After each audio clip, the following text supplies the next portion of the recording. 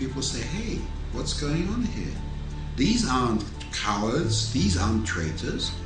Most of them are officers, by the way. So if these guys are refusing, there must be something wrong here.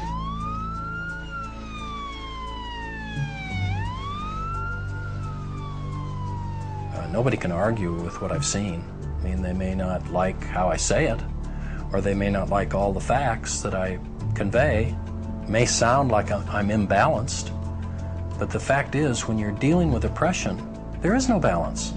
Even someone with a 20% open mind would reach the same conclusions that our commission reached. You could be pro-Israeli, and still, if you saw these realities, you'd have to have a completely closed mind not to come to the same conclusions that we reached. So the violence begins with the occupation. The opposition is resistance to the occupation. Resistance to violence is legitimate in any country in the world. I may disagree with some of the acts of resistance. I think some of the tactics are stupid. Attacks on Israeli civilians are stupid, immoral, and counterproductive. They should be stopped. We should not use violence whatsoever, because it really destroys our intentions, and it destroys our position, which is in the higher moral standing. We are the victims, and the world should not understand that we are the victims. Criticizing the Israeli government policy for assassinating people or for shooting children and maiming them, for thousands of children, that's not anti-Semitic, that's humane.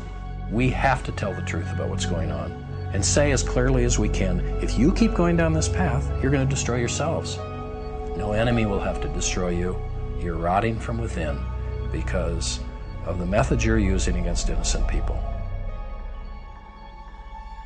I don't think even with the best video that you can make, Americans will really understand what it is like to be a Palestinian under occupation.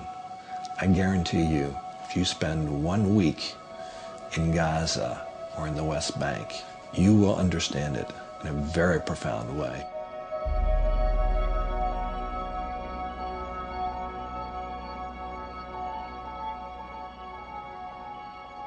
All the wars of independence, you can start, if you want, with the War of Independence of the United States. They said no taxation without representation. And we demand taxation from the Palestinians and don't give them any representation. It is the same all over the world, and nobody wants to be under somebody's occupation.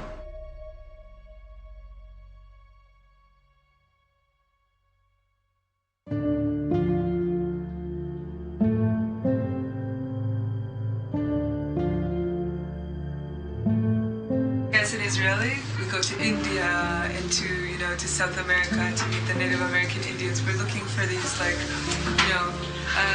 indigenous people with some kind of more rooted wisdom, and they're right here.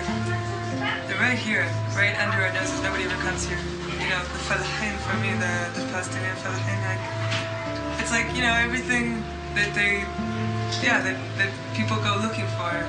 People with deep roots, really connected to the earth, with this romance with their land, and just incredibly wise and open-hearted, and simple, beautiful, and Israelis never see them unless it's through Target.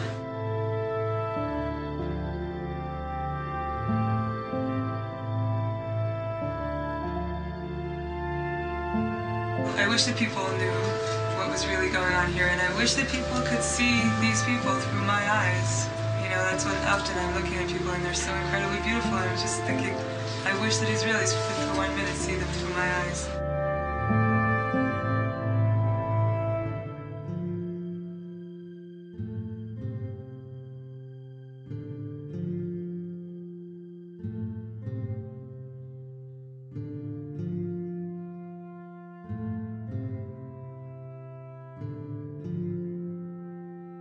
No amount of reading, attendance at conferences, documentary viewing, and word of mouth could have prepared me for the reality of the situation here.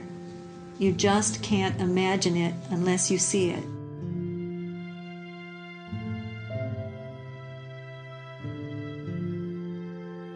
This is not at all what I asked for when I came into this world.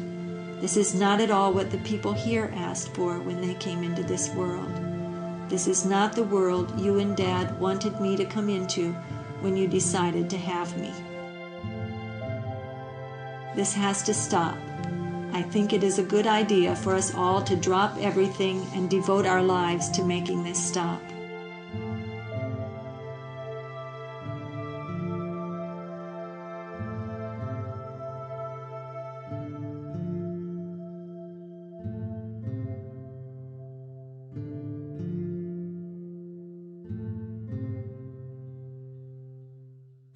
The real battle for justice in the Middle East has to be fought and won here in America. This is an American issue because this is an issue of American foreign policy. The Israelis are talking about this, and I think it's time for Americans to realize they're the only ones not talking about it. And it's actually very dangerous for their own interest and for the interest of Israeli Jews here. Well, we're not going to be tossed in jail. We're not going to be tortured. We're not facing what people in the occupied territories are facing. If we decide we don't want to do it, fine. But then try to look yourself in the mirror and say, I'm a murderer. It's really high time for Americans to step up to the plate, to do whatever we can, encourage our government to take a strong initiative to end the occupation.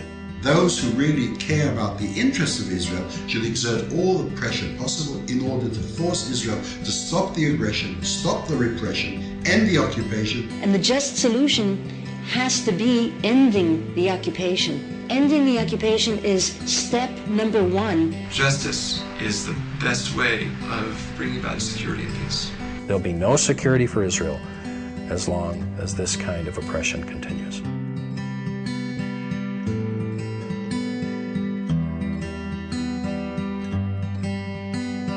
Close my eyes tonight. My conscience by my side.